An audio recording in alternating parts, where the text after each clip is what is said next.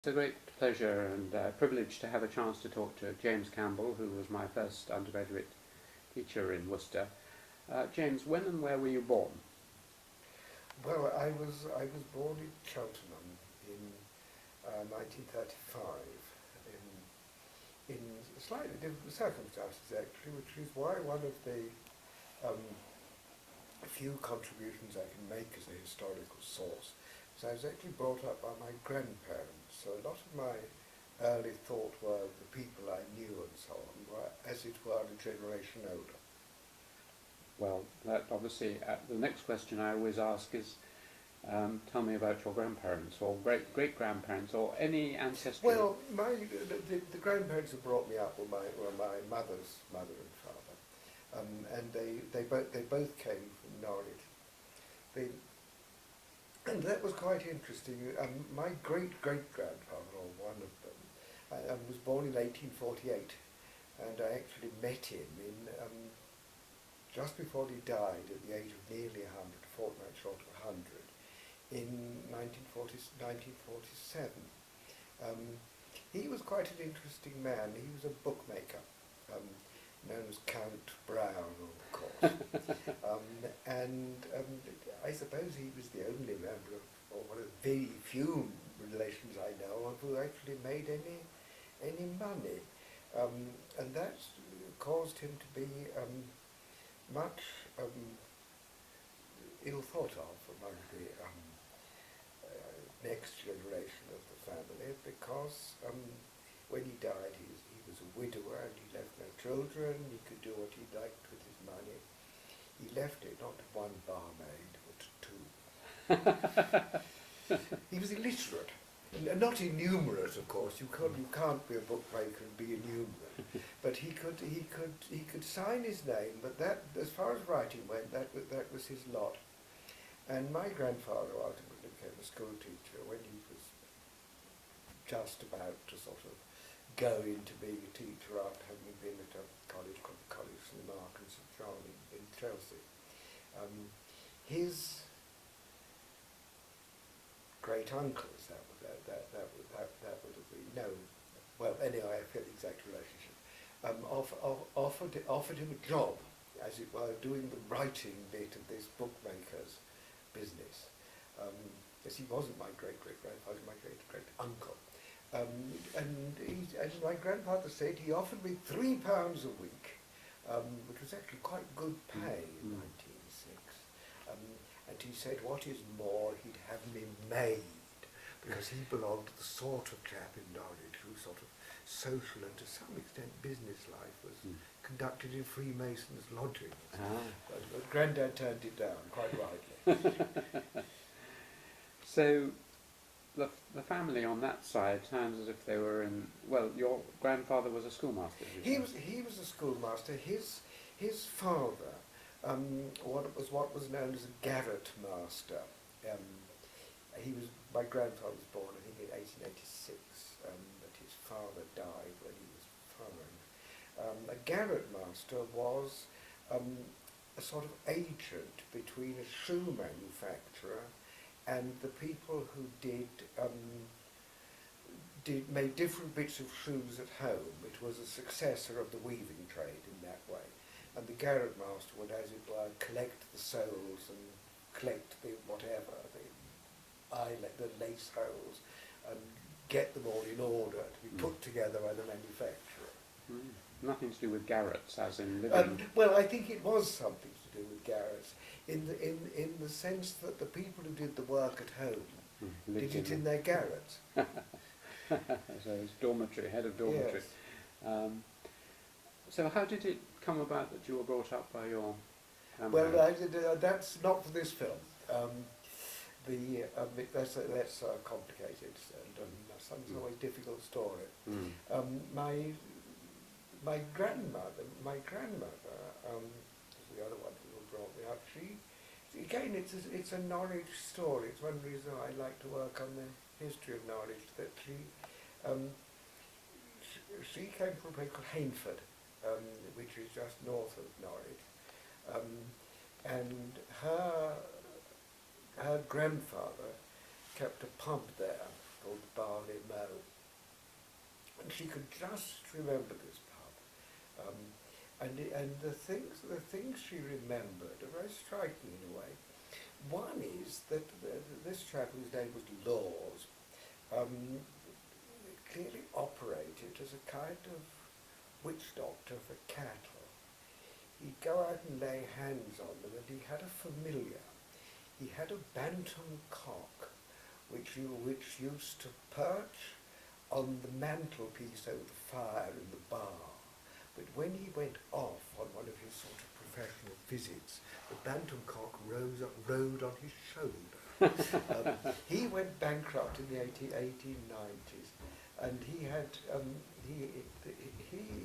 his, let me think, no, it was her grandfather was also in Hayford, and it's one of those stories which you hear a lot of new people of that generation. She became orphaned very young, as a lot of people did.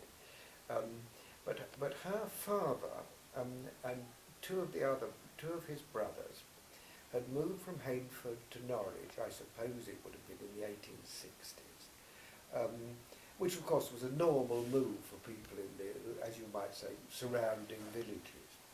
And it's very interesting in a way that he was a gardener, and he fell off a ladder when she was 5 and killed himself, perished. But one of his brothers, who'd been part of the same emigration, actually became one of the founders of quite a big firm of corn merchants in Norwich called Allen Page. And one thing you learn from talking to people like her, because she's long dead now, is the terrible struggle it was for bereaved families to keep going. After her father died, her mother, who had 4 children, all of whom I knew, I did through them, took a tiny little shop in a street called Willis Street. It's still there, but it's now a little boutique. It was then a sort of minor greengrocer's. And my grandmother could remember her mother with this tiny little house, 2 up, 2 down, one of the downs being the shop bit, getting up very, very early every morning to push a big flat barrow down to the wholesale market to buy the sort of not very many vegetables that you'd sell for a farthing profit or so in the day. And she then died, and the children were all brought up by various friends and indeed neighbours. And her brother Norman, he's a clever man, very clever man in all sorts of ways, I think. But he did various things. But I think he started singing in Norwich Cathedral choir when he was, I should have thought, when he was about 10. I don't know that. But he certainly continued singing in it until not long before his death, at the age of not long after 70. And he combined that, as sort of Norwich would be more technical, with being a night telephone operator in the telephone exchange. That's a not untypical sort of career. He knew all about deans, the faults of various deans, the one who had cut down on the Christmas party for members of the choir, and the one who stopped them singing Stainer's Crucifixion at Easter and so on. But no, I do know a lot about that. Well, a lot, but quite a lot about that generation, and things which would surprise people very much now. I mean, for example, my grandfather had 2 brothers called Charles, and the reason for that was one Charles died at the age of 3 or so. And what you did in those days, you then named the next boy who was born Charles. It was a replacement, yes. And it shows a completely different attitude. Yes. Tell me I mean, you were obviously very close. Did you have siblings? You have brothers? No, I've got no, but I was more or less brought up with 2 of my cousins, so I don't really have what you might call an only child, I hope, psyche. But tell me about the sort of character of your grandparents. Well, It's a very interesting subject. My grandfather, his mother died young, but his father actually died quite young. And they had a bit of money, and so they could pay for him. He was the other, I think he was the youngest of the three, I'm not sure, to go to this very good actually teachers training college, or College of St Mark and St John. And he then married my grandmother and went to teach in London, and they had three daughters in quick succession. The eldest one was sickly and thought she needed sea air, but she died also, poor thing. And so he went to Lowestoft, which is really my native town, and he was in the Territorial Army, I think, and was pretty soon in France. And was pretty soon, or I don't know the date of it, was pretty soon got a bad head wound, and was in the end invalided out, and for the rest of his life he was good to me, and he was basically a very nice and efficient man, but he was a man of uncertain temper. And I think that if you have a bad head wound on the Somme or somewhere, like nearly all these people, you never talk about it. Never at all.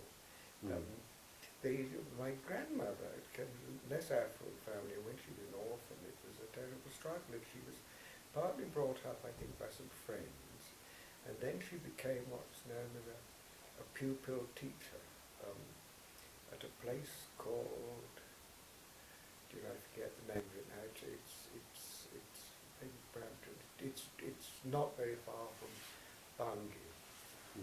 And she could listen to this. We're now talking about some such date as 1903, 1904. And she said it was pretty grim, because the only way you could get to the nearest market town, which was Bungay, which was no great metropolis, by walking 7 miles there. And she recollected that a high proportion of the youth of the place were, A, they had to work very hard, of course, and B, otherwise they got nothing to do. So what the lads of the village used to do on Saturday afternoons and Sunday, when they weren't made to go to church, was to gather at a crossroads outside the village and throw clods of earth at strangers. Made the time pass. Were either of them interested in intellectual things and encouraged? Well, no, not really. Not really. No, they were interested in intellectual things. They thought that it was a good idea that I should learn to read as soon as I could, and that it was a good idea to have books to read, and that there was nothing wrong with that, and it was to be encouraged. My grandmother read a certain amount. My grandfather, I never saw read anything other than the newspaper. He read, while it was still going, the News Chronicle, which was a paper which summed up his political views, which were what you might call sternly liberal with touches of conservative. What was your earliest memory? My earliest memory was being in my grandparents' house I must have been taken in by them in 1938, and the earliest memory I can remember, other than as it were the day there was a thunderstorm, is actually seeing ditches, trenches, dug in something called the Kensington Gardens at Lowestoft, which I think must have been in connection with the Munich crisis. I think that's about it. And then not long after that, we were all evacuated to Derbyshire, which, because I can remember things about that. I mean, one thing which is always said about evacuation, and is entirely true, is that two cultures, as much provincial cultures as social cultures, met one another, which had never met before. This was a big mining village in the Notts and Derby coalfield called Clown, and it was very instructive. I mean, for example, the thing I remember is that the miners, when they were doing nothing or sort of hanging about the town and so on, they used to squat down. You'd see them squatting in lines against the wall, which was something you'd never see in Lowston. They were very much divided, not politically, of course. They were loyal Labour voters to a miner, but it was, there was a great deal of religion in that town, and they were divided. And there was a very powerful Salvation Army, and the Salvationists were most religious, though the Methodists ran them close. I used to go to a Methodist Sunday school, but there were quite a number, of course, who were neither. One thing about that culture, as I remember it, and of course children, you remember bits which then lead you to distort them, particularly if you tell people about it before, which doesn't make it more truthful, it makes it less truthful. But physical punishment was a key to sort of child life. Not that my grandparents ever laid hand on me, but I can remember the first time I went to school, Mill Road, mixed infant school. There we all lives. One of those schools now, of course, totally extinct, but much better arranged, no doubt, than modern schools, where you had rising tiers of desks, and each child was behind his little desk. Each child could be seen by the teacher what it was up to, because they were on these tiers, and you had a slate pencil. And the first class I went to was taught by a man called Mr. Isaacs. He must have been a very good teacher. I could remember him yet. He looked at us and he pointed in the corner of the room to a cupboard. He said, "Do you see that cupboard?" And he said, "I hope not to have to open that cupboard door. And I'll show you what you'll see if I open it." Opened the door, brought out a great big cane, put it back in the cupboard door. And actually, you couldn't run, I think, that kind of school in 1940 without at least the threat of physical punishment. I mean, the boys, not the girls, were quite often beaten with belts by their fathers for various iniquities. And the thing they most disliked was something called buckle end. It takes you back a bit, as they say. But it was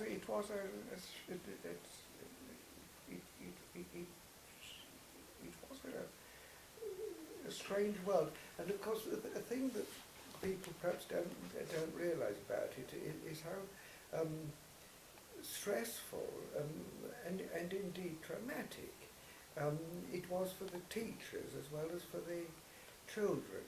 I mean, the notice you got of going to be evacuated was, I think, something like 10 days. It wasn't 3 months, and what you had to do was to think what you're going to do with your own family, think what you're going to do with your house, your furniture, all your arrangements, and go off into a sort of wild blue yonder with a trainload of children to look after. I mean, it's nothing compared to what happened to a lot of people on the continent, but what happens to many people now, it's, to say the least, quite something. So how long were you at this school? Not long, because what happened was that they've been very complicated arrangements for finding somewhere for the lowest of schools, which were largely in Clan and Cresswell and some kind of Belper, to continue functioning without merging with the others. And then the lowest of primary school children were put into a particular Methodist Sunday school premises. And because I came from Lowestoft, I'd first gone to school actually in the local Derbyshire school, I then spent the rest of the war there. Very well I was taught too, actually. All by one lady called Mrs. Barton. It seems very odd now, but she started teaching me when I was 5, and she went right through to the age of 10. Just her and one or two helpers and some sort of children, but she was just very good at it.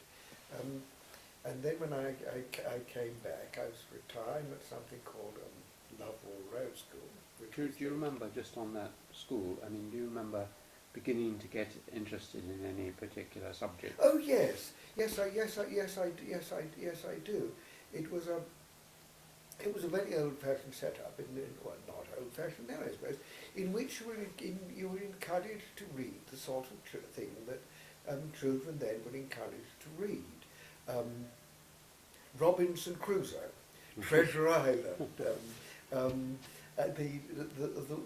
the works of Captain Marryat I started to read when I was about 8 or 9, which were very good in their way, and of course partly historical novels. There's one about the Civil War, and I read Harrison Ainsworth, and some wonderful sort of naval adventure novel by a man called W.H.C. Kingston, which took you through the career of 3 naval officers. You started off with one called The 3 Midshipmen, and sort of 6 volumes later, you've got the 3 admirals. I can remember bits of them yet. That's the good fortune of my generation. That's nothing particular about particular schools. That a lot of people of my age, and I guess much younger persons like yourself, read that kind of book, not because they're classics that you ought to read, but because they're books you wanted to read. I mean, this may appear an odd and rather rude question, but you wear fairly thick glasses, so you're presumably short-sighted. I was detected as being short-sighted by the Derbyshire School Medical Service, almost the minute I was at school. I forget which of the 2 schools it was. And that said a lot for those services, because such early photos as there are of me at the age of 3 or so showed me with my eyes all screwed up because I was trying to see things, and of course it didn't occur to anyone. And I don't think in those days it would necessarily there's something wrong with his eyes, and it was the old school medical service, and every child having his eyes tested or else. Then I wore glasses from then on, which in those days was something of a handicap. Of course, they'd never been much help in sporting activity, but since I didn't care for that anyway, it made no odds. But you could be slightly mocked for wearing glasses. This is what I was wondering. And there's a rather good account in A.J. Balfour's autobiography about how he was short-sighted or something, but didn't care to wear glasses. It made things difficult when he tried to play tennis.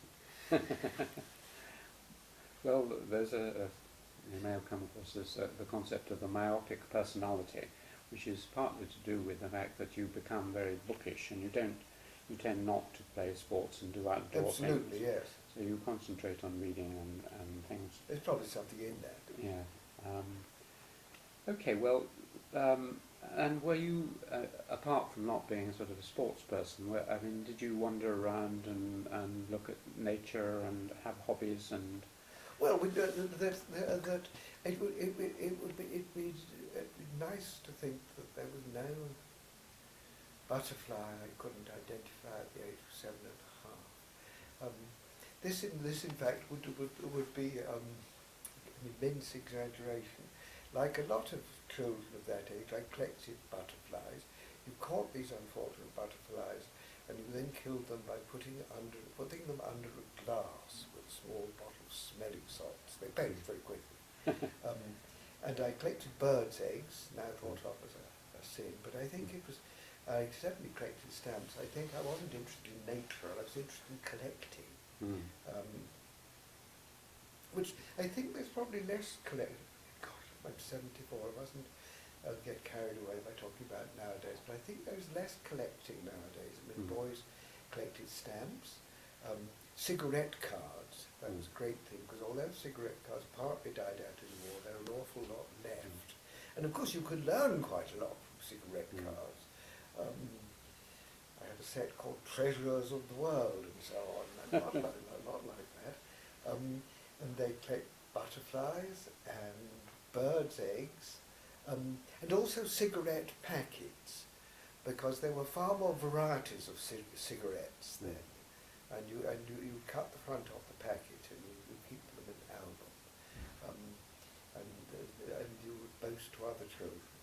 The other thing that people used to do very much in the war was aeroplane spotting. You could buy rather badly printed little paperback books with all sorts of aeroplanes in, and you ticked off one when you saw it.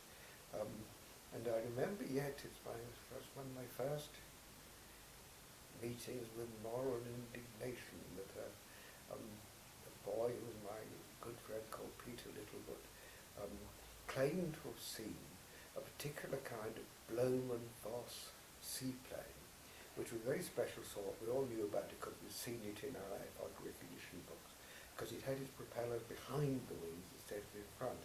And he claimed, little liar, and over Cloud, Derbyshire, to see this very plane.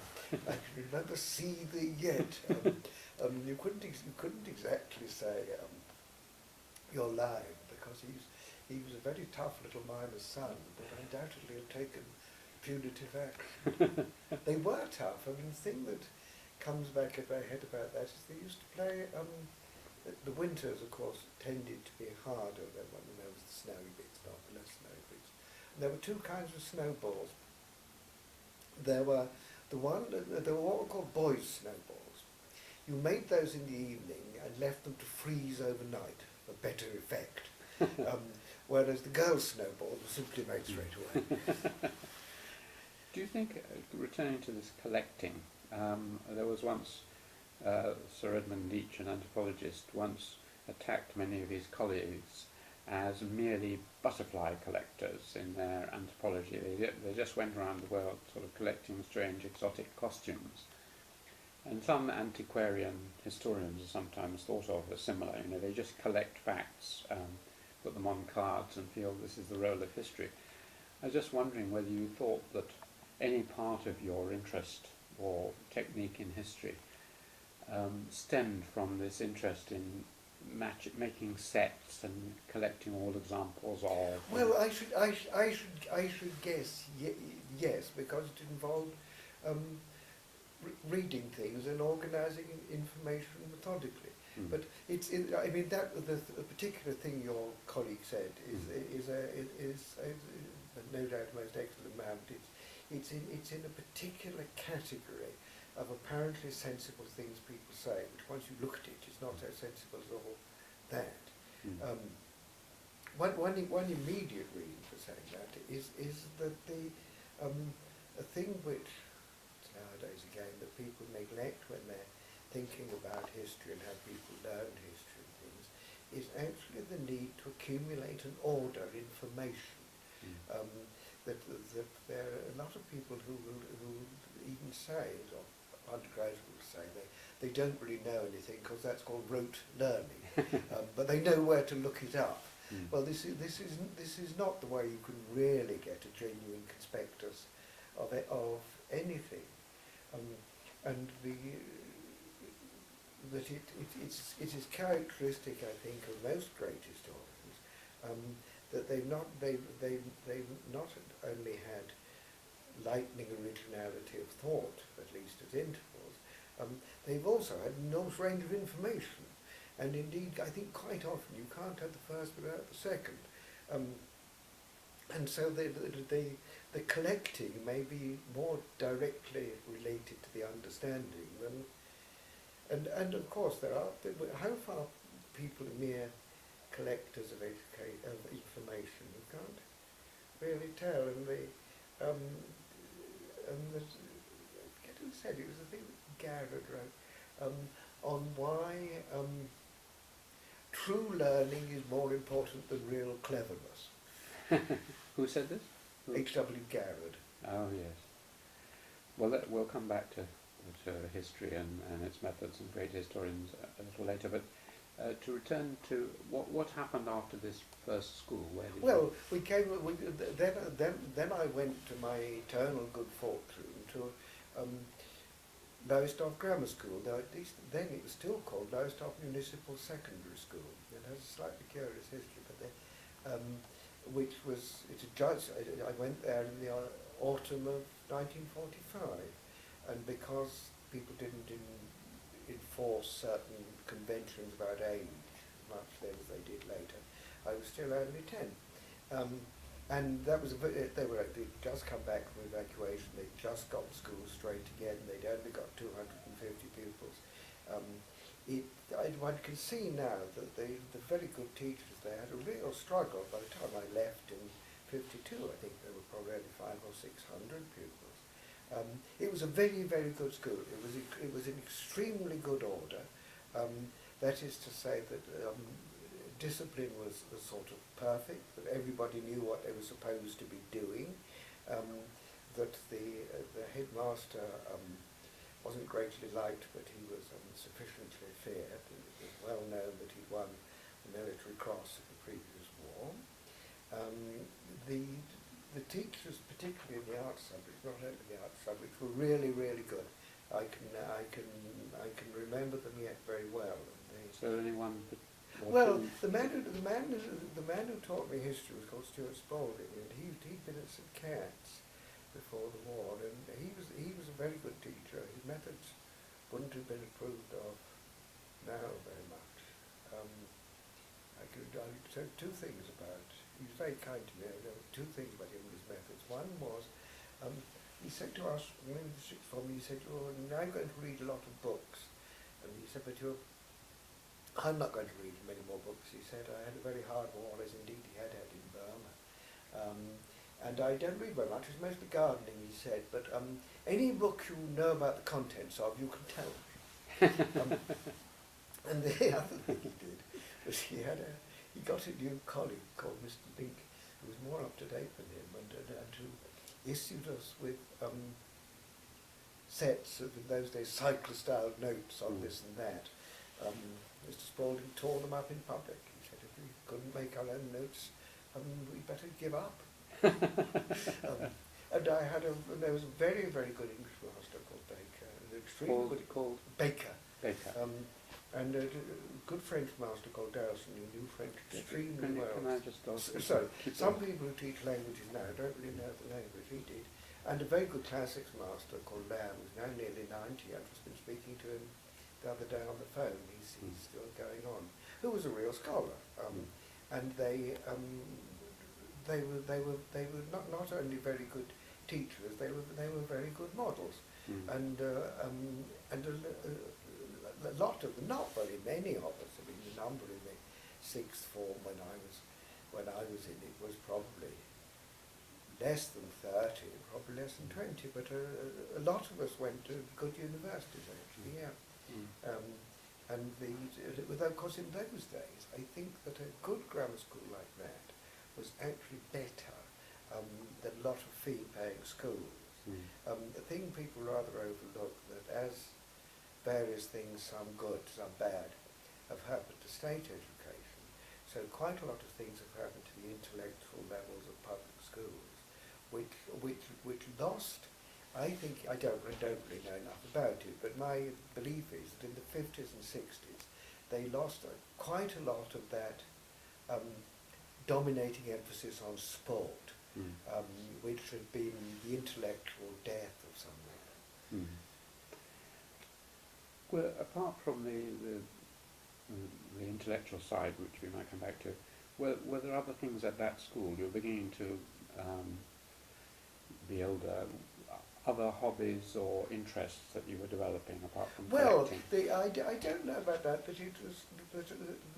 Yes, but I don't know if people do school. I became extremely attached to fishing.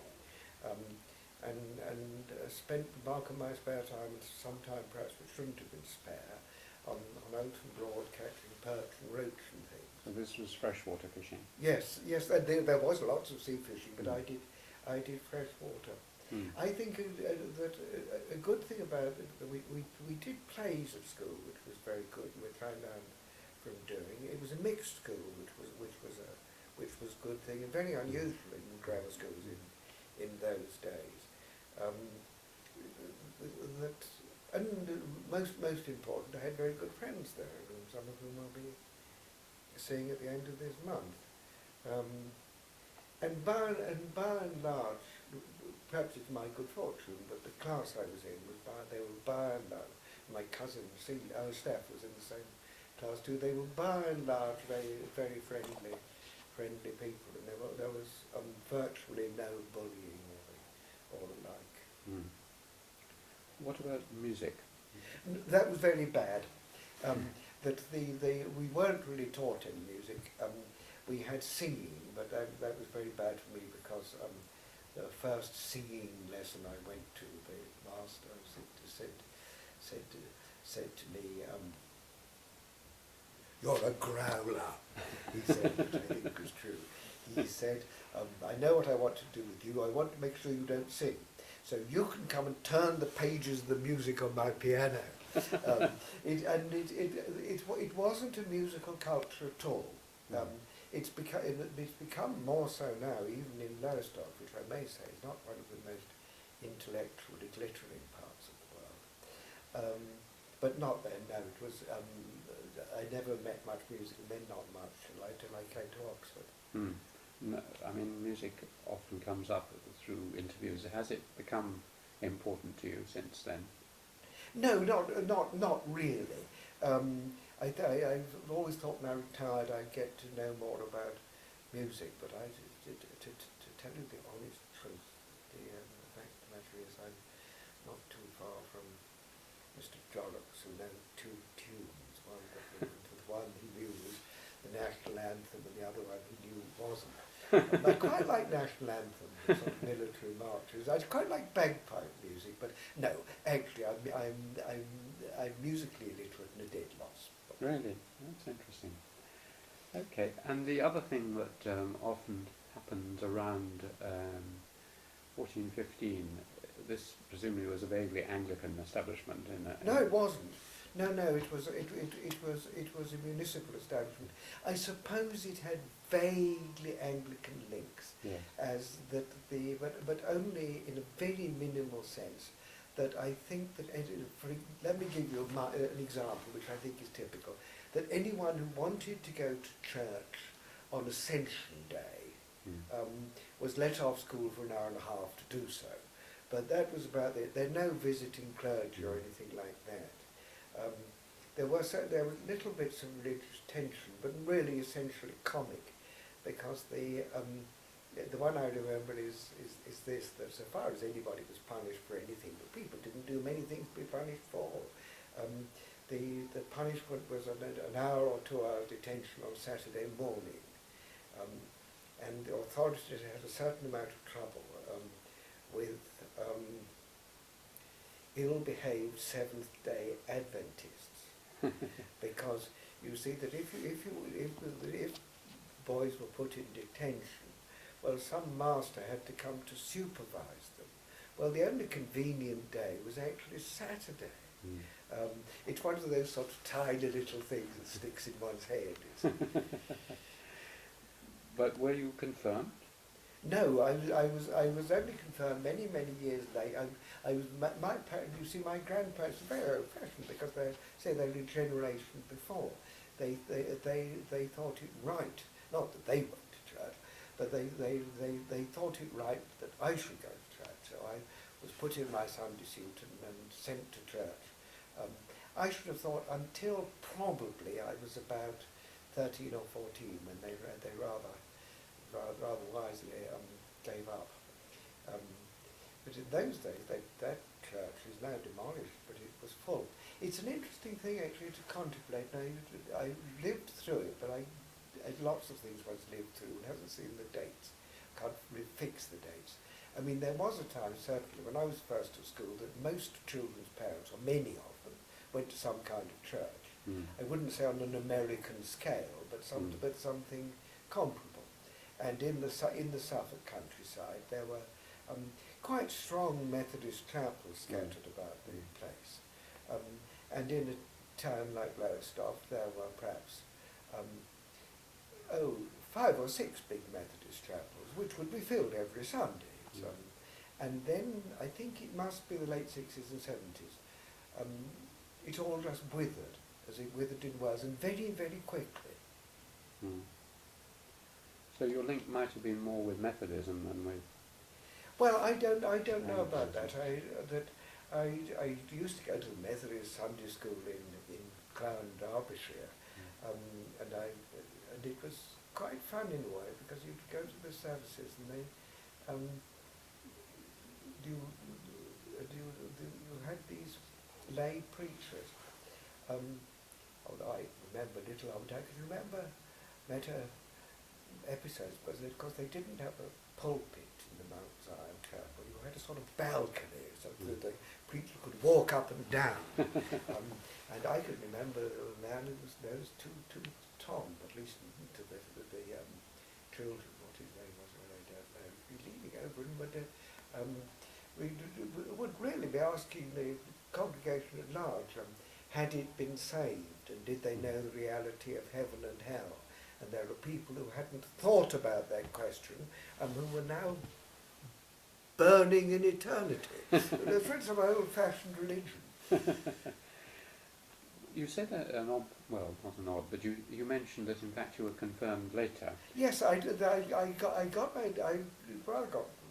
fairly religious in later life. I was confirmed some years ago, when I was in America, actually. Quite interesting. Because usually people, certainly I and many others, went through a kind of religious questioning period in their late teens, and they wonder whether they are still or likely to be saved, etc., etc. But you didn't go through that. No, I've got no recollection of that at all. No, none. Will we come to the religious phase later in your life, or? Well, we've kind of, if you like, it isn't much religious phase actually. I get more religious as time goes on, and I can guess what Two Truths Tom would have said about that. But I don't think of not really much affected by religion. At what age did you become confirmed, for instance? Oh, it must have been 50, something like that. When you were about 50? Something like that, yes. I mean, have you, apart from being in America, have you any explanation of, was this the normal course we're getting closer to? Well, I don't think it's a normal course, really. I think that partly through working on sort of medieval religion and so on, I began to see more complicated truths in it than in rather sort of thoughtless adolescence I had, and now I'm fairly sort of regular church goer, and you realise that there's a curious borderland which I inhabit, I think, which I think is quite an important one, which is that between belief and appreciation. I mean, quite a lot of the interviewees, I've interviewed a lot of academics, obviously, and a number of them masters of Cambridge colleges and scientists, and they often describe themselves in this sort of way. I mean, Lord Rees had some phrase like he was a non-believing Christian or something. Yes, like I think that's right. Or the famous definition used by many of the being a flying buttress of the Church of England, supporting it from the outside. I mean, a lot of them say they are agnostic or whatever, and then they admit that they go to the services and they appreciate the beauty and the rituals, and they're not sure, so they just It's not. And the complexity of thought Mm. and the complexity of experience. Yeah, I think that's right. But I also, with all the scientists, and it's appropriate here in Oxford, I often ask them what they feel about the contention of people like Richard Dawkins and Hitchens and others that science has killed religion, and that post-Darwin we really can't believe in any of this nonsense. I think they are slightly dotty members, practitioners in the belief of what you think about it is a rather too self-assured sect. Mm. And there's no arguing with such people. Once you come across a true believer like that, you're banging your head against a concrete wall if you try to sort of get anywhere. No.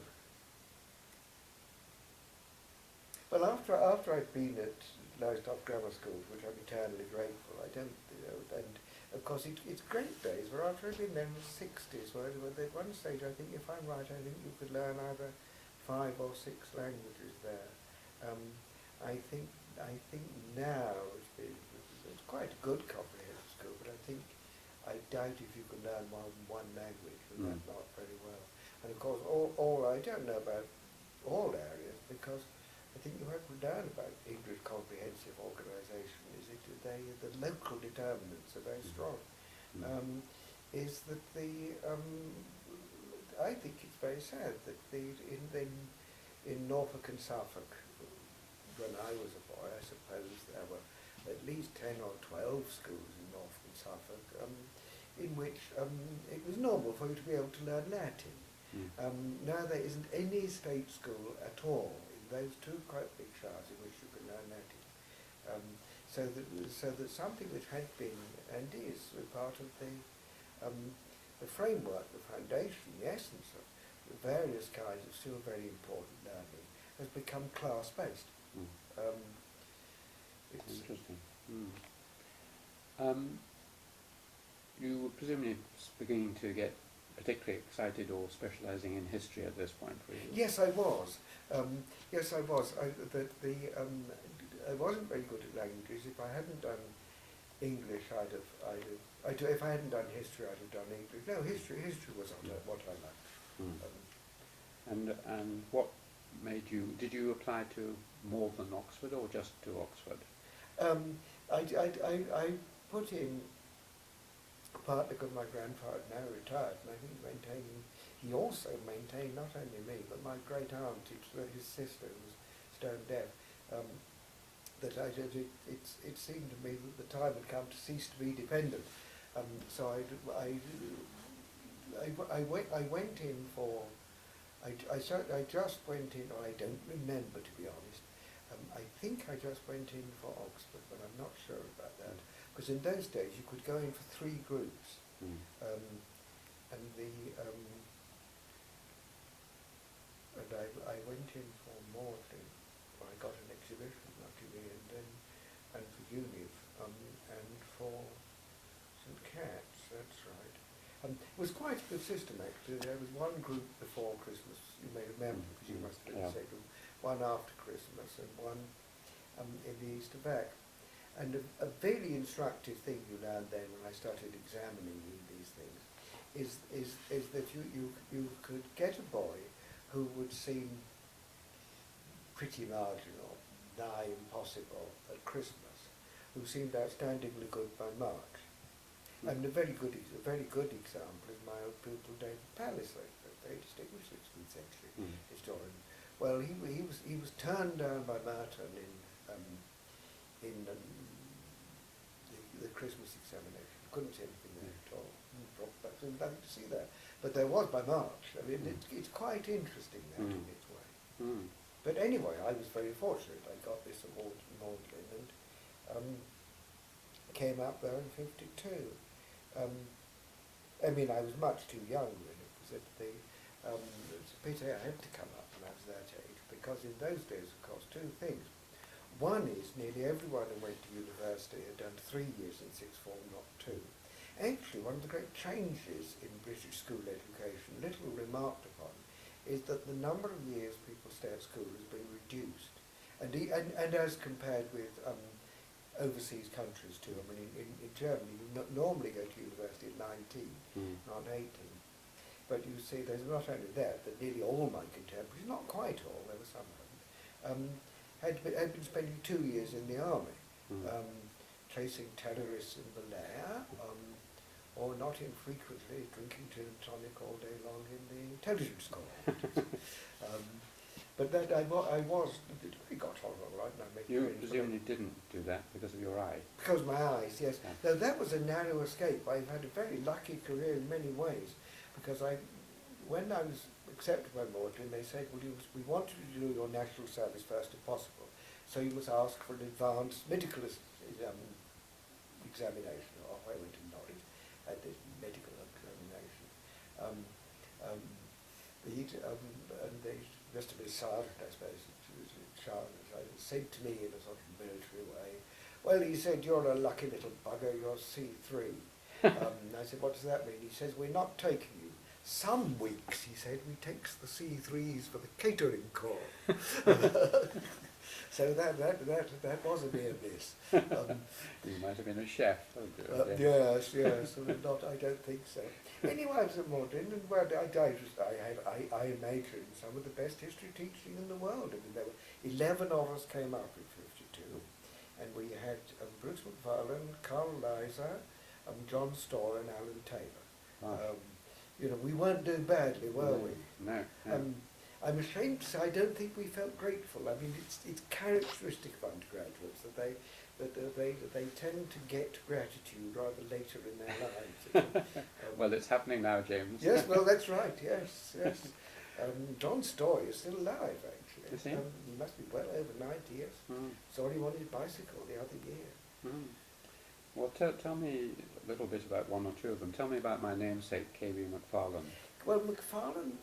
Because he was very influential. That's a great. Well, he was a very good teacher if he liked people. I really learned more, I think, from the others. Though McFarlane was good to me. He was very sort of detached, icy temperament.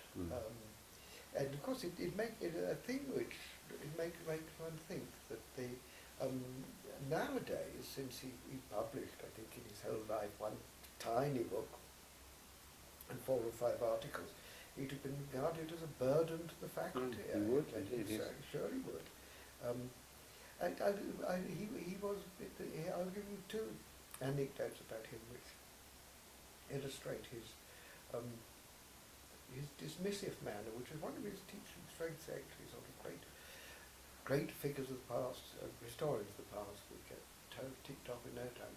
One was when I was there when one of my colleagues had turned up to explain why he hadn't got his essay done, with the usual excuses,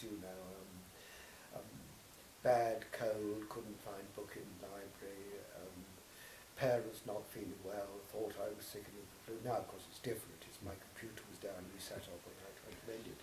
And this youth, I forget his name now, gave this spiel.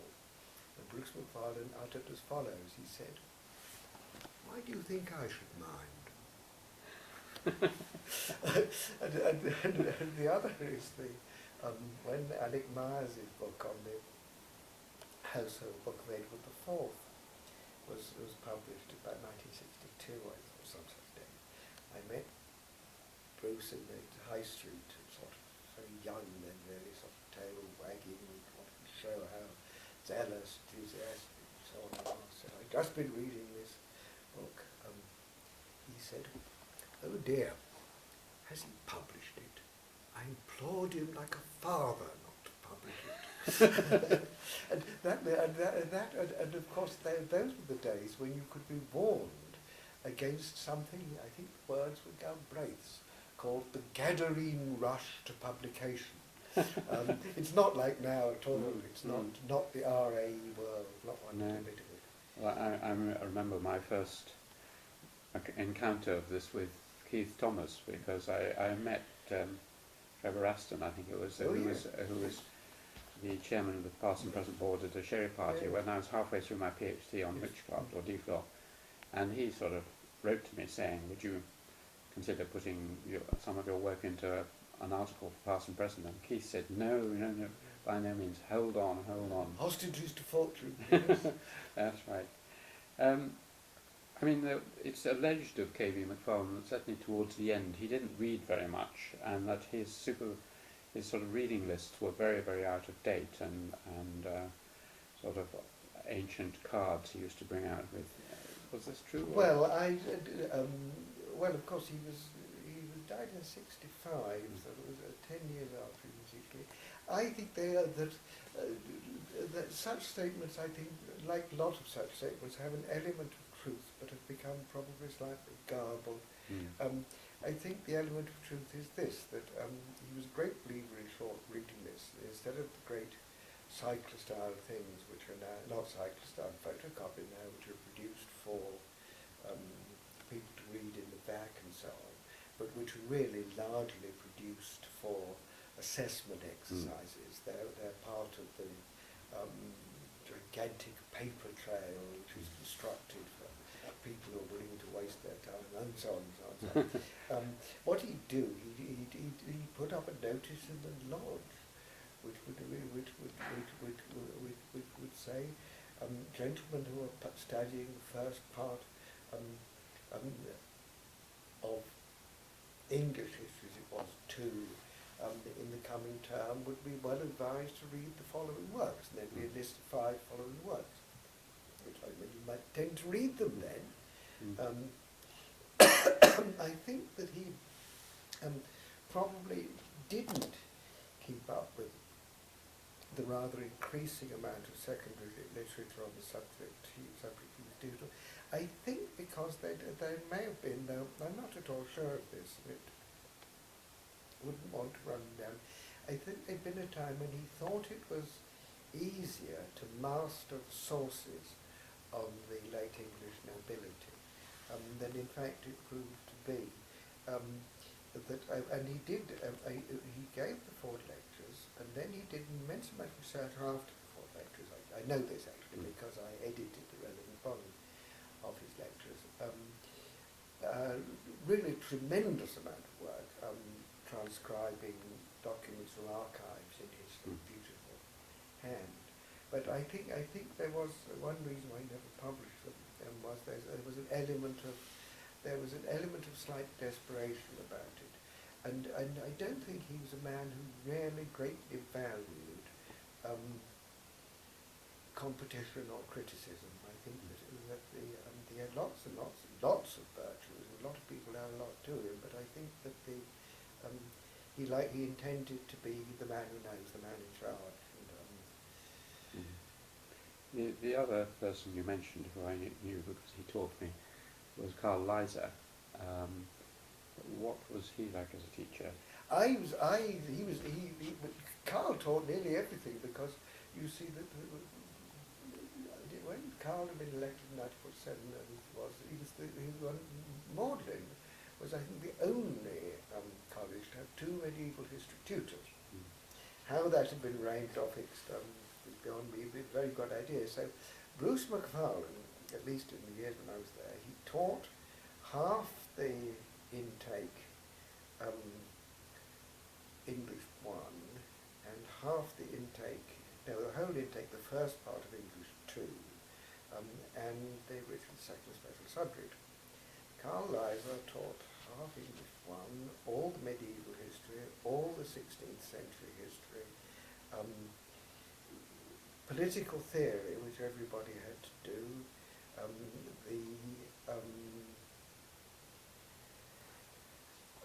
the special subject on the investiture contest, and I think the special subject on Clausewitz's Art of War. In fact, nearly the amount of teaching he did compared to the amount Bruce McFarland did was enormous.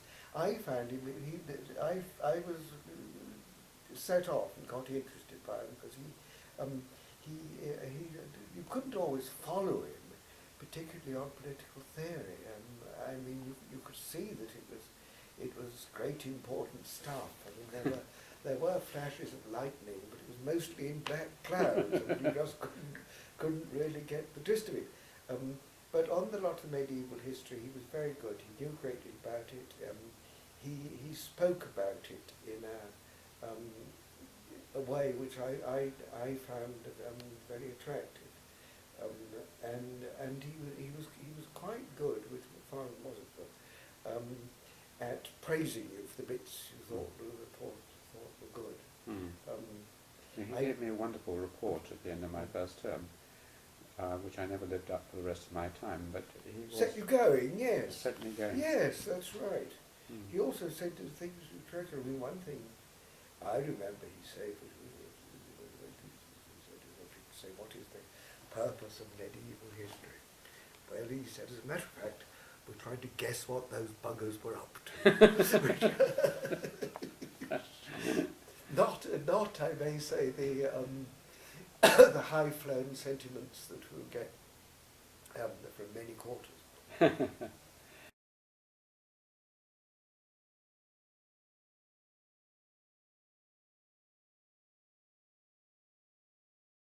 One of the other of the four you mentioned was A.J.P. Taylor, Alan Taylor. Did he teach you? Oh yes, he taught me for a period. I used my tutorial partner was a man called Henry Rack, who I hope is still alive, and who became a professor of history at Manchester. Taylor was very entertaining being taught by him, partly because of his room, which was decorated with sort of suitable pictures. Who's that famous painter from Salford who did those little sort of... Oh, Anna, yes. Yes. Stick figures. Yes. Yep. Well, one of his, which would now be worth £100,000 at least, then Alan said he bought it for 200, I think, hung over his mantelpiece, and Alan wore a sort of curious velvet suit, and he had a great gold watch, which he looked at frequently to see how the time was passing. But he was very nice, and he was kind and thoughtful, obviously very, very clever, and interesting to speak to. I think he found Henry and me, or perhaps that's me, a bit boring.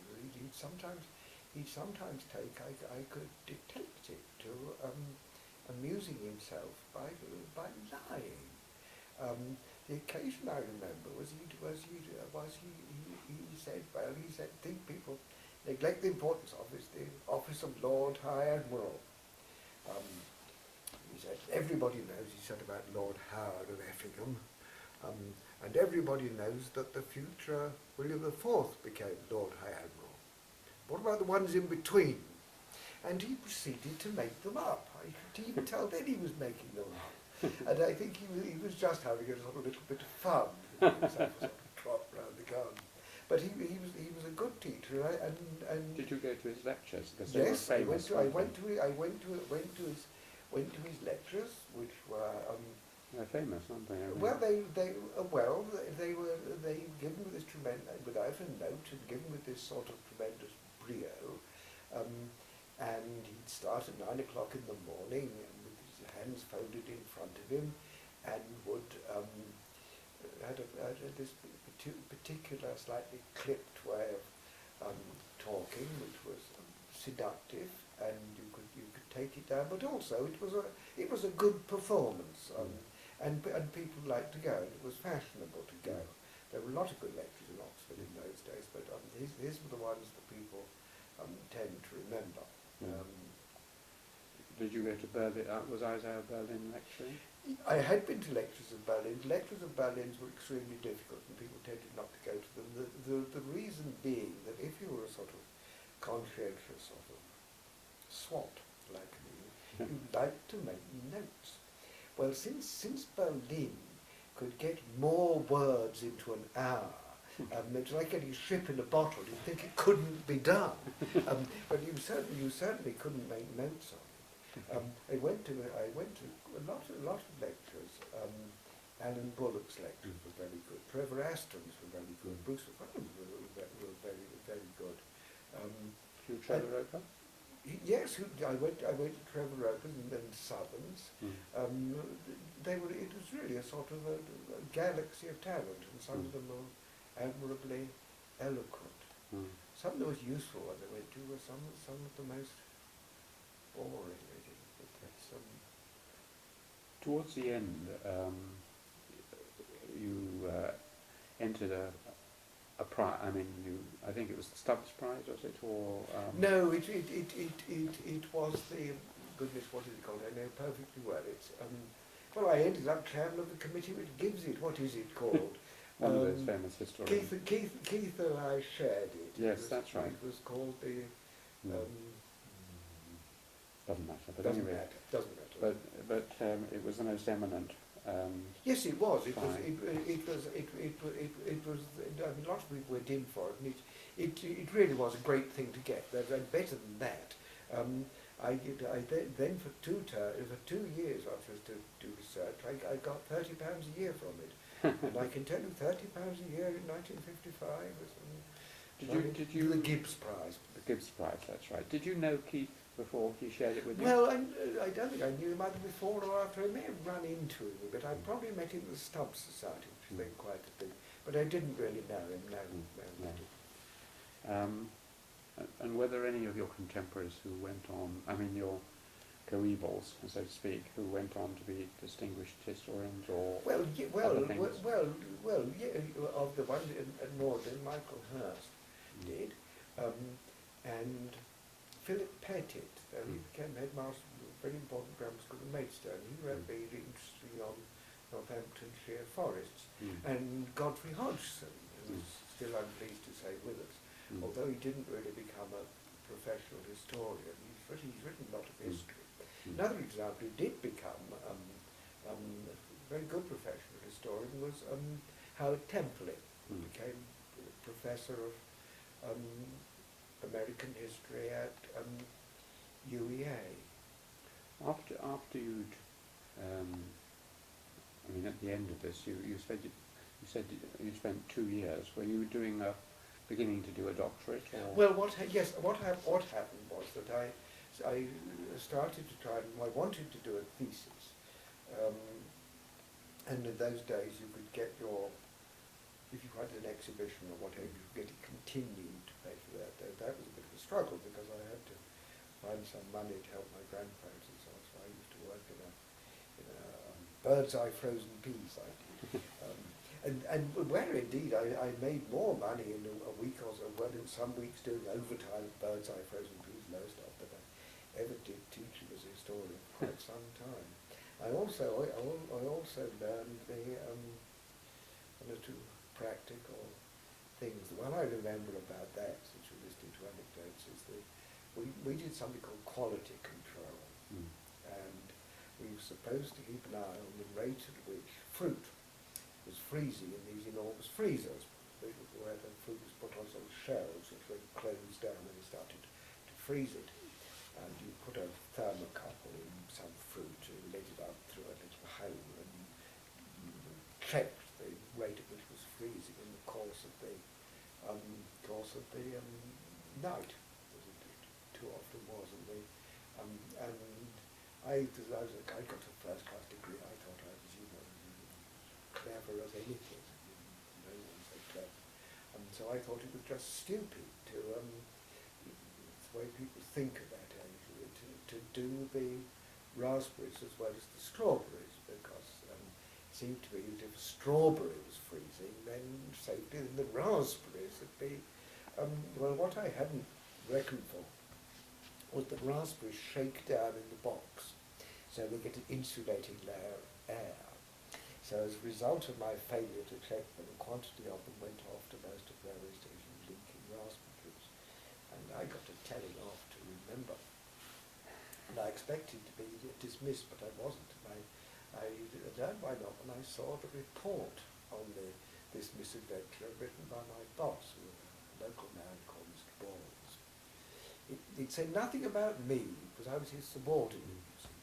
It said that what had happened is some of the rods, which are sort of wooden rods, which stopped the raspberries being frozen too hard, it kept the panels off the tops of the packets, had been carelessly left out by the maintenance department and had swollen in the rain, and therefore the freezing things hadn't come down closely enough, and that he was sorry to have to draw attention to the failings of another department, that was the fact of the matter. so I kept my little job, but it was a little warning as to how things actually work. I started to do a thesis on the Scottish borders in the reign of Richard II, and I was supervised first by Garrett. Wasn't a good supervisor when he was pretty old, but he was younger than I am now. I suppose he was 66. I'll give you another anecdote, shows how things were different in the 50s. I said to Bruce McFarland, I'd like to do research. He said, I suppose you might. What were you thinking of? I said, well, something on Doomsday Book. I thought, oh, he said, everyone who works on Doomsday Book goes mad, and the only question is whether it's sooner or later. I said, okay. But he said, anyway, you better go and have a word with Galbraith. But I said, well, what do I do? Well, wait till he comes out of his lecture and speak to him on the steps coming out of the examination. So I said, you Galbraith, I've got to seminar. I said my little spiel to Galbraith, and he said, he called everybody laddie. He said, laddie, I hope you're not serious. Well, yes, I said, yes. He said, all you have before you is a life of degradation and shame. Just look at me, he said, and I'm the head of the profession. That was a more cheerful world in some ways. Remember, I liked Galbraith. He wasn't a good supervisor. He was just past it.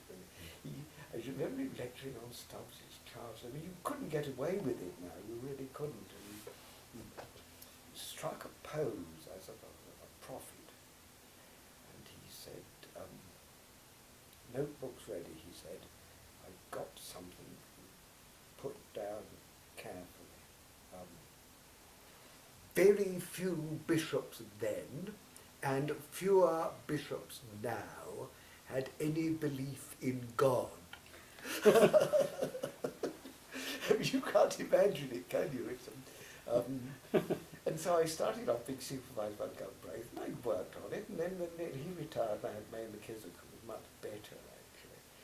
And I nearly finished it, actually, and ultimately wrote one article about it. But then, those were the days I got the job, which I never would have done now. You didn't get a permanent job at the age of 22 in 1957, at Worcester, a college I may say I'd never been into until I was in for a job there, because I lived in a different quarter of Oxford, you see. So I went over and looked. I was astonished to see the lake and so on. It was all new to me.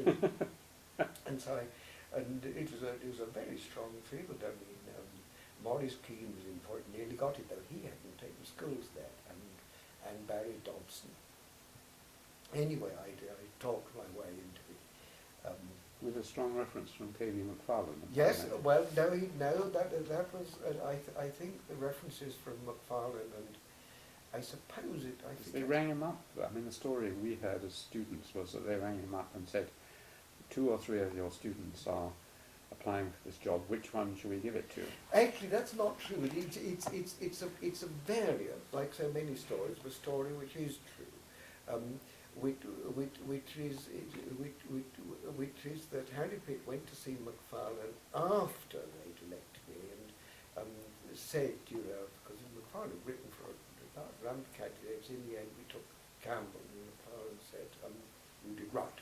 I think he was probably wrong, but that's the real story. But and now I forget him. McFarlane must have written, and Carl wrote, and I expect May McKissick wrote. But I mean, those were the days. I mean, and lucky me. I mean, nowadays, not finished a thesis. Well, of course, in those days, if you think of it, none of the major professors of history had finished a thesis. Alan Taylor hadn't, Bruce Wernham hadn't, certainly Dick Southern hadn't. Hugh Trevor hadn't. You certainly not, no. And Harry obviously hadn't. And so Harry hadn't. And Keith never did. I mean, he was the same as you. He went to an All Souls Fellowship. I think that's right, yes. What was it like to? I mean, you at 22 were dealing with people who were in nearly as old as I was. Yes. Yes, that's right. Well, I don't really remember. I think I was largely foolishly pompous, actually. But some of the people I kept in touch with, some of them were Dick Rempel, for example, exactly my age. And some have been, obviously a lot have been in the army, so they were, perhaps some of them were older than you. Well, not quite, because you see, you went into the army at 18. But certainly someone like Tony Copley, for example, he'd been in the Navy, and Huey Crofton, yes, a lot of them had been Sueys, and then of course national service ended in something like 53 or 4, didn't it? No, I should have been more, as it were, agonised or sensitive to that situation than, as I recall, I was. I think I was saved by the sort of, saved is the word, by vanity and pomposity. But it was a strange word, and of course Worcester was a strange word then, because I always about treated Worcester. I got everything in favour of my dear college, but it was you see, for many centuries, there'd been a very big difference between the large rich colleges and the small poor colleges. I mean, the gap in social and indeed intellectual ways between, say, Christchurch or Balliol and Worcester was enormous. That's nearly vanished since. It's a very interesting and important thing. I think when I was elected, I was either the 12th or the 13th fellow,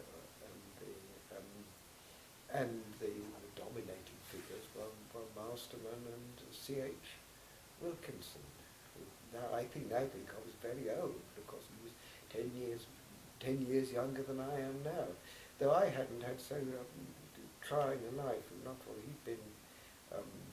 He was the only man, or said to be the only man, must have been one of very few men, who'd won the military cross, the Croix de Guerre, and the Croce de Guerre in the 1418 war, and he was the commander of the training corps in Oxford in the 39-45 war, and responsible for the defence of Oxford. Well, I think those are pretty wearing things, actually. We thought we were more heralded, and young people like not as slightly a figure of fun, really. Used to try and provoke him to remind us that his father matriculated as a member of the college in 1846. But I think and of course he was a very learned bibliographer and student of English literature, but it took rather special forms. I mean, he wasn't interested in English literature after, well, I suppose George Borrow was the thing. And it's said, and I believe it to be true, that he dealt with Keats and Shelley. I say, compare Keats and Shelley with your essay, and after that you say, now we've got rid of these pansies, we can get on to some Walter. And you think now he was succeeded by Christopher Ricks. Oh, yeah. Sir Christopher Ricks is now his. And if you think of people who in one Trinity term were taught by Cyril Wilkinson, and in the next Michaelmas term were taught by Christopher Ricks, I mean, the term culture shock is not enough, I think. But it was a very conscientious college, but they um, everybody knew most of the undergraduates, and Tracy Marston was very interested in the undergraduates. They didn't, on the whole, do terribly well in schools, but they did get. We were on the up, and started to have a series of people who've gone on to be quite, indeed very some of them eminent historians. We were pleased about that, a lot of them really. The very nice thing of Worcester is in ways you could tell in the 60s and 70s it was on the up. It was better than it had been.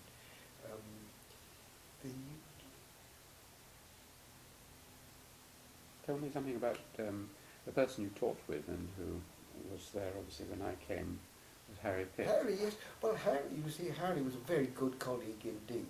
He was very tolerant of me, and because when you're the age I was, you don't see how intolerable you are actually. And you think you're clever, interesting, rather reticent, and deserving every support and affection from everybody, and I don't think it was true at all.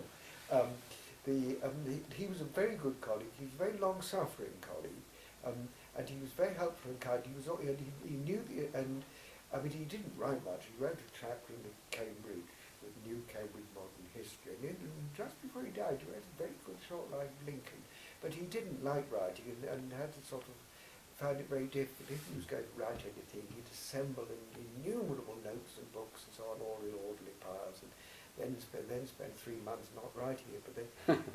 But of course, unlike a lot of people who now write things, he read a lot of things. And I think in terms of people teaching well and being useful influence in university, in many ways people who read a lot are at least as important, and probably more so than people who write a lot. And he never read rubbish. I mean, most people of whom I find one, as a matter of fact, they're at least in bed and sometimes not in bed. They read detective stories and the like, and not exactly trash, but not exactly not trash. Well, some of your provost used to write detective stories. Yes, he did. Yes, he did. And indeed landed me in some difficulty of that. I'll tell you about in a minute. It's another anecdote. But Harry was very interested in music. When I first knew him, he was still in something of his communist phase. He'd taken down his picture of Lenin, that he was pretty left wing. We got over that fairly quickly. When he was at Haileybury, he'd been an instrumental left winger. They made a major demonstration one Sunday. Do you know what they did? When the hymns were sung in chapel, they omitted alternate verses. That brought the establishment trembling at its foundations. And he knew undergraduates very well. He would take trouble with them, and he was rather depressive. I mean, he had a very bad mood, but he didn't take it out on the troops. He was much loved and respected, and I think rightly so. You see, no one like Harry will get a job now.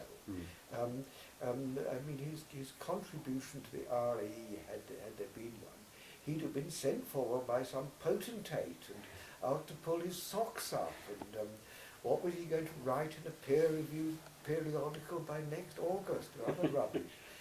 I'm all against those things. It's a bizarre thing, isn't it, it's partly imitated from science, but there isn't. I mean, there is a national need for scientific research. Certainly it is. We all want to live forever, and we want them experimenting. But there isn't a national need for historical periodicals. And I think the way to look on it is the way in which if you remember the old historical monument sites of the Ministry of Works, which usually had a chap in a little hut who sold you the ticket, and was often a retired NCO, and he'd be surrounded by a large acre of mown grass. Why do you need mown grass inside a Roman fort? in order to make sure the fellow is doing something all day long. And I think a lot of RA history is of that kind. It's I think I mean I'm all the people writing history. I write little bits myself, but I think this ludicrous production of books, which has now got to an absurd point, and people don't take note of it. It reached its point in Roman history earlier. I mean, a very, very interesting thing about that great work, H.M. Jones's History of the Roman Empire. If you read the introduction, he says, I haven't read most of the secondary literature, I didn't have time. I for sure I should have done, but there wasn't time. I stuck to the sources. No, I missed Harry when he died, and I missed him when he died, and he was very good. He was a very good dean because he succeeded Wilkinson in that job, and like Wilkinson, he knew how to exercise authority while being enough of a character, and rather almost with an element of self-caricature, to be entertaining. And undergraduates, by and large, will put up, acquiesce in control by people like that, whereas the solidly thoughtful, who wagging the finger gravely and showing no signs of losing their temper, don't go down so well. I think they often seem a bit too much like Daddy. That famous anecdote, which I'm sure you know, about undergraduates throwing water over him and saying, grow, Daniel, grow. Yeah, well, yes, that sort of captures this, because yes, they wouldn't have done it just as many people. But there was a more remarkable instance of the sort, when before I came here, but there was a heavy snowfall. The front lawn was covered with snow, and when everybody got up in the morning, there was an inscription on it. It said, teeny, weeny, deeny. But similar things happened to Wilkinson. He always appreciated it, not in quite the same way, because he wasn't small at all. But he once put up a notice, he told me, saying that gentlemen were not permitted to bring cats or dogs into the college. Well, next Monday morning when he got up, there was a cow on the front lawn, and he sent for the chap, and the chap said that when I see two varieties of animal clearly excluded, I know the others must be permitted. Very logical.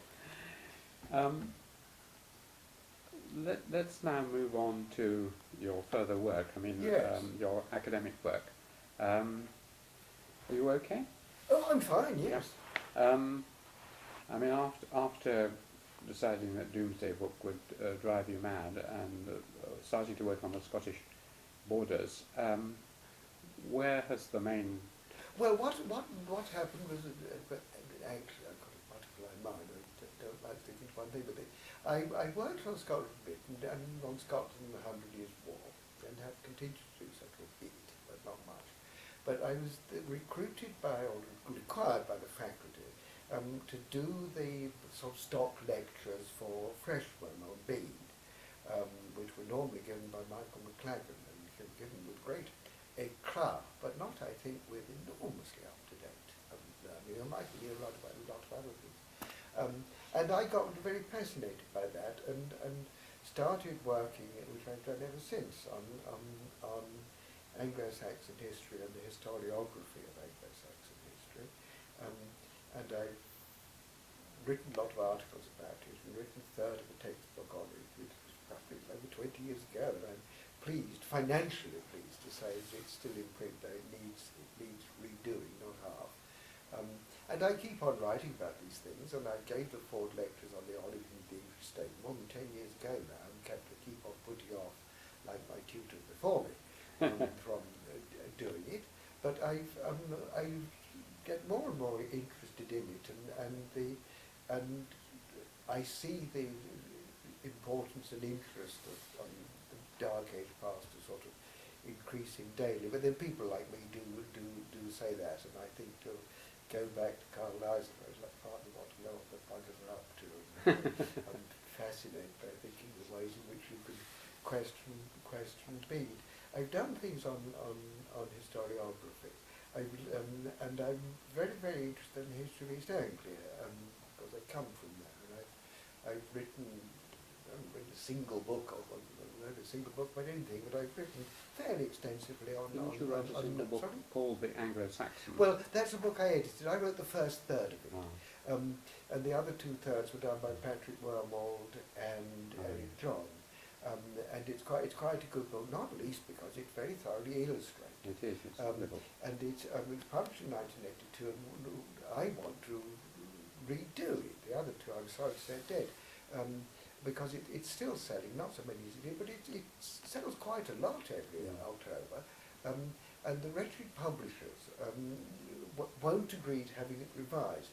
I think they bought it off us for a fixed sum, which was a mistake on our part, but then everybody makes mistakes, and I think they think they're doing all right, and they don't want to bother anymore. But it is irritating because it's used as a textbook in America. Yes.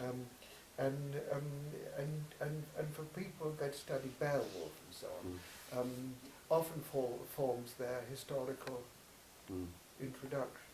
They could do it because a lot of Beowulf studies are, well, I wouldn't like to say they're mad, but they become a little obsessive. I actually heard a paper in California which gave a feminist view of Grendel's mother, where you could see, of course, that this worthy female had been literally demonized. You could see that straight away. But you also saw that she was a figure of real authority, and she represented in herself both the sufferings of women and the potentiality of women, all in a few lines of Anglo-Saxon verse. No, I reading more as I get older. I wonder about it. I'm not a quick writer. I'm a very slow writer. Like crossing things out and doing it again, which is no help. You can spend all your time crossing things out, and they're actually not that much better by the time you get to version number 10. Do you do all this by hand? Yes. Well, I used to use a typewriter, but then you couldn't get any more the kind of typewriter I like to use, and then of course everyone goes over to word processors, and I'm very fortunate having a wife who word processes to perfection, so that I can delegate it, and Babel uses her time when she ought to be using it on her own work. But I find that if you write on every third line, you can do just as much correction, particularly with various colours of pen, as you can on an enormously expensive machine, which is of course consuming electricity and melting the Arctic and doing polar bears out of a home. Can we come back to one or two of the themes that you mentioned that you worked on? One Yes. is on historiography. Well, what I've written a bit about a matron of the Stubbs, and I'm very interested in 19th century historiography and the complicated relationship it has to politics. I mean, a very good, though simple example is the way that you find that historians such as Stubbs, and I think most 19th century historians, I haven't read them all, are very, very anti-French. They associate France with dictatorship, oppression, and other undesirable items. And you find that, and this only starts to change late in the century. You find it very striking. I noticed it reading Kilvert's diary the other day. That Kilvert, who of course was a very sensitive and enlightened man, he was passionately opposed to Napoleon III in 1870. and he's praying to God that the French will not reach the Rhine. It's very interesting. And if I were doing 19th century history, which I'm not, I think that no doubt about 20 books on it and 3 periodicals. I think I'd studied the Anglo-French relationship, which has all sorts of important lessons. In one is this, that if you're really looking for an example of an undoubted and bitter arms race, you look at England and France after the Crimean War. You see these enormous fortifications at Spithead, or indeed in Hampshire, around Portsmouth. They're the biggest fortifications ever built in England. And you see the invention of new types of ship. The French build this excellent, but essentially armoured ironclad called La Gloire. And the English then built the first 2 modern battleships, one of which you can still see at Portsmouth. And what do they call them? They're called the Iron Duke and the Black Prince. And it was a big arms race. And if you read Kipling's book on Fleet in Being, it talks about travelling on naval manoeuvres and how they say they'll use their torpedo boats, which actually after the Battle of Lissa people believed in the ram, which will beak them when they come out of Cherbourg. And this whole world of regarding the French as standing for tyranny and the Germans as standing for freedom is a very interesting one. I suppose everybody knows about it, but you certainly find it in the historiography. And if I had time or have time, I'd do more about that, because you then about how far the study of medieval history was infused with values. If you read stubs of it, it's teaching you how to deal with difficult matters, how to be a true citizen, how to learn where true virtue lies, and of course it's nearly to Maitland actually that as you no doubt observe, because he belongs to this particular enlightened Cambridge view of the evolution of society, in which you study law, even if you find it in yourself, but really because you can see a collective mind at work, but you then find that the religious idea of history continues for a long time. If you read what I published in a little thing I wrote at the German Historical Institute, the Stubbs's Poeck's Life of Bismarck. Now that is a little great work, and it's very, very interesting. He published in 1914, clearly before the war broke out. It's in something called Bell's Sixpenny Series, and it's only 70 odd pages. But it is a vigorous account of national right, of how, as it were, a developing nation creates its own morality and justification, and all those things. And it's really the sort of stuff that would be, if published now, would be thought of downright wicked. But I'm interested in those things from that point of view. But in Anglo-Saxon history, I'm really interested in the development of the state, and the fact that the English state is largely an Anglo-Saxon creation, and the way in which you can actually see that the common 16th century to 19th century view of the foundations of the English constitution of the late 19th century is actually enough true. And that when Thomas Jefferson, as it were, not only idealised but idolised the Anglo-Saxon, although lots of the things that he says were wrong, the ideas behind it are not wrong. He actually wrote an Anglo-Saxon grammar, which was clearly a very active and able man, Thomas Jefferson, because he had so many slaves working for him. I now working on. It sounds a bizarre thing, but it's lost sources. That how far you could show by just chance survivals that there were enormous quantities of written materials which were gone, and that to go too far on the line of argument which says you get far more sources in the 12th, 13th century on. It alters everything about everything. You've got to be jolly clear that there weren't as many before. And there are all sorts of interesting things to chase up. For example, how far people used wax to write on internationally. Naturally has gone. There's one town in Romania, it's Spain, whose part of the medieval records survive, to sheets of wax. Or again, very, very, very interesting, the enormous quantity of Roman records that are lost.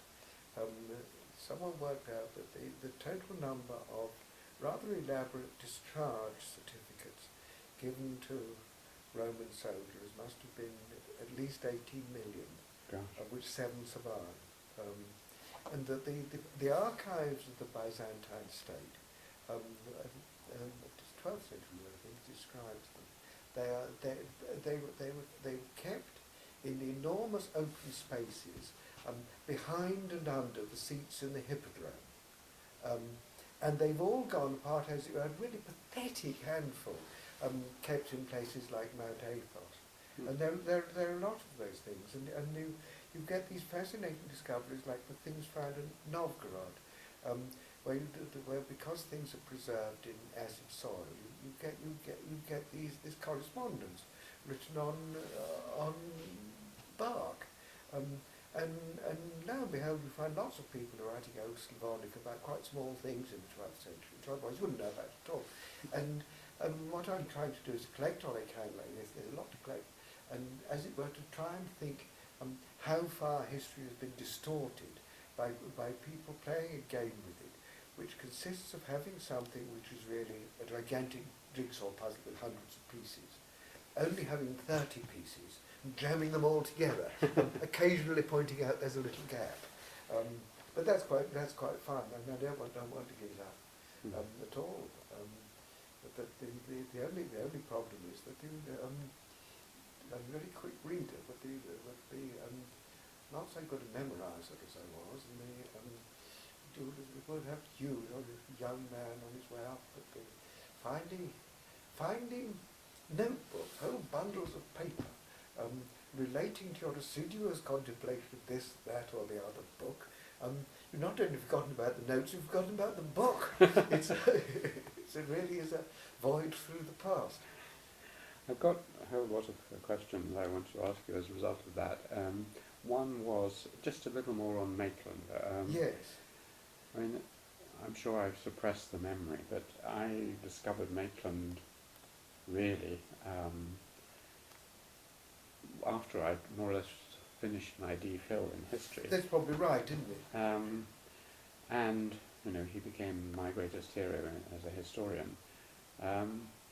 But I wondered why we weren't encouraged to read Maitland more, but much more interesting question is how great a historian do you think he was, and why? I simply cannot remember why we weren't encouraged to read it more. I can think of two reasons. One is that he mostly did it for people who did Stubbs's Charter. I don't think he did. No. And the other, though this may be just a sort of rationalisation, is that Maitland's work is presented very oddly for undergraduate teaching, because you either have two great thick volumes, or you have little things like the Forms of Action, or you have the very much posthumous constitutional history. But I don't think that was the reason. I mean, as a historian, I mean, I feel sure people ought to read Maitland, though well, of course, there's also Doomsday Book and beyond. But I think part of the reason is, though it's not a very good reason, that I know I'd read him then a lot, but I think perhaps, but it's not really a proper reason that undergraduates don't get on with him, which can be very true actually, because it's one reason why people like you like it is that in fact the apparent simplicity contains so much sophistication that you're not going to get all that much out of it always until you're more sophisticated yourself. But I think that's a let out really. Well, Paul, why is it, I mean, if you agree that he is such a great historian? What is it? I think I think it's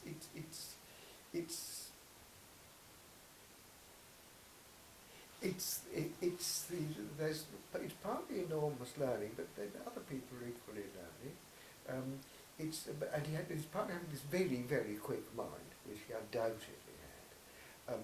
It's partly this wonderful capacity of linking the conceptual and the practical, and that and of explaining very complicated things in a very interesting and plausible and also very often right way. At the same time, being able to put things in the long context of, which is really what a progress actually, and also in the immediate context, which some people said, is something to Scott on, being actually working out how it would affect a particular person. But you might also say this shows a general and varied power of mind to deal with such very large subjects with such comprehensive lucidity. I mean, as he's sometimes been found out, but not often, and not people think you found him out haven't always got it wrong. It's a particular tone too, isn't it? It's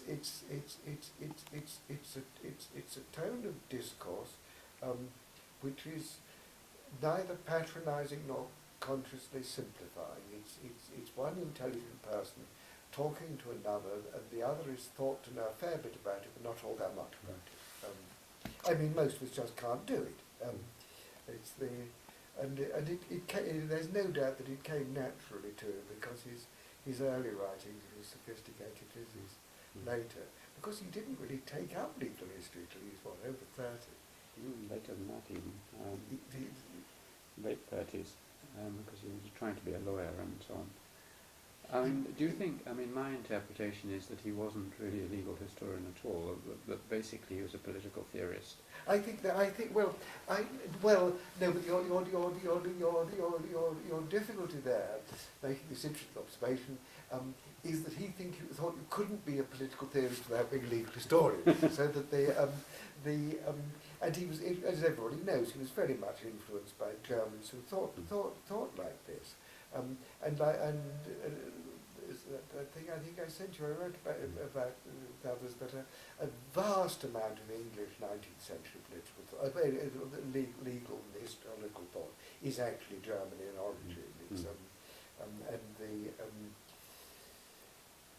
I think it's the belief that the conceptual and the factual go absolutely necessarily together, and his belief, as I think you said in your paper or book, that he believed legal history mattered most of all because the unique degree of survival of the English documents meant that you could actually see processes of transformation in what is really a collective mentality, and the way in which they happened. That's excellent. The other second question was this point you made about the origins of the modern state in Anglo-Saxon rather than in the Tudor Revolution in government. I remember, and quote, the effect of that paper you gave to a society here in Worcester, where you were talking about Geoffrey Elton and the Tudor Revolution. Yes. And you brilliantly showed, and I still have my notes on your paper, which I'm not sure you ever published, which showed how almost every element that Elton and others said was invented by Henry and so on was there. Yes, that's right. Yes. I wondered, again, this is quite a Maitland theme, isn't it, of the early origins of much that we take to be a recent invention. And that is where you've most influenced my work, because you were the first person, well, perhaps the second, because my history master at school also had this view that much of what we take to be the invention of modernity in the 16th, 17th century was actually much older. Oh, that's right. I'm sure that's right. It's that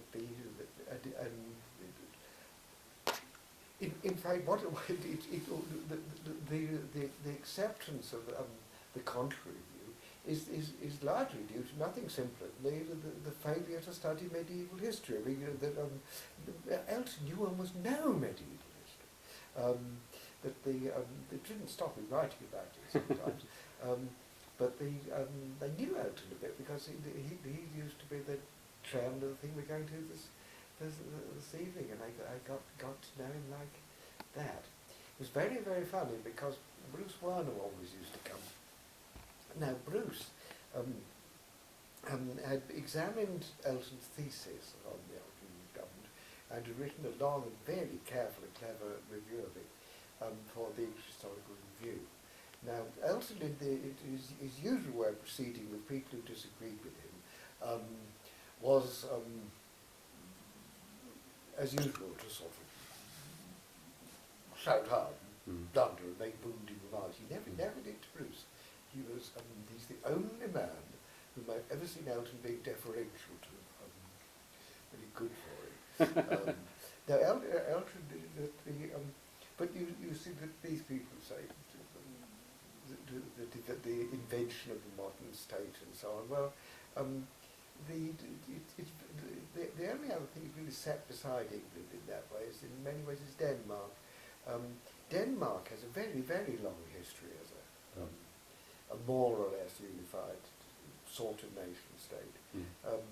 But I think those things matter a lot. Well, because you get people doing whole books on the introduction of the modern state and so on, and actually a large part of it is nonsense. Well, as indeed as you do, in particularly important respect, showed in your book. I mean, that people construct thought worlds of, as it were, something about peasants or something. And the only trouble with what they imagine is what they vaguely think to have been the case somewhere sometime, and it then becomes all sort of set out. Don't do it all. One interpretation I had was that, and this was my surprise at finding all this in Elton, was that after the Second World War, for just gradually and then more and more and more, partly the influence of sociology and Max Weber and particularly the rise of Marxism in anthropology in history, meant that history in Oxford even was, and over the country, was dominated by Marxists. They were, most of the board of past and present and so on and so on. And they believed in this big divide, the peasant feudal world and the modern capitalist world. Well, I think there's a lot in that, but of course it would have to come quite late, because the sort of curious part, now past and present isn't invented, or 1954, some such date, the Journal of Scientific History. I think there could be something in that, but It wasn't just past and present, but just that many of the eminent historians, including some medieval historians, the other part of the theory was that it always struck me with this peasantization of the Middle Ages, that was it a coincidence that almost all the social and economic historians were of East European origin? Vinogradov, yeah, that's a thought, isn't it? Yes, Kosminski, Vinogradov, Titov, Poston, Homans. Poston, yes, I didn't know that Homans was of his period. Poston, Bruce McFarland much detested, because Bruce started off as a Marxist too. But one of his forward lecturers, they crossed it out of the manuscript and said in the end, he was talking about something that Poston said, which is that you could see the warfare becoming, as it were, more commercialized in the 15th century, because you find that the armies are no longer led by the same sort of noblemen.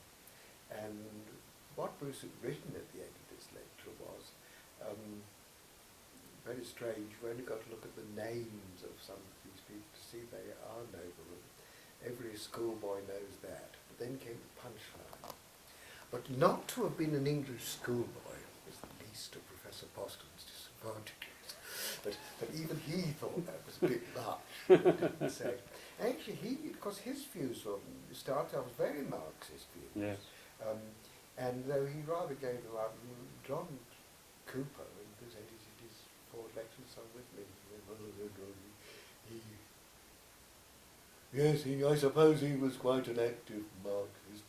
He used to go round the Cotswolds in a green Bugatti, preaching sedition to the peasantry, but I don't think they listen. So, do you think there's anything in this East European Yes, I don't know about East European specifically. and Russian? I mean, in the but application.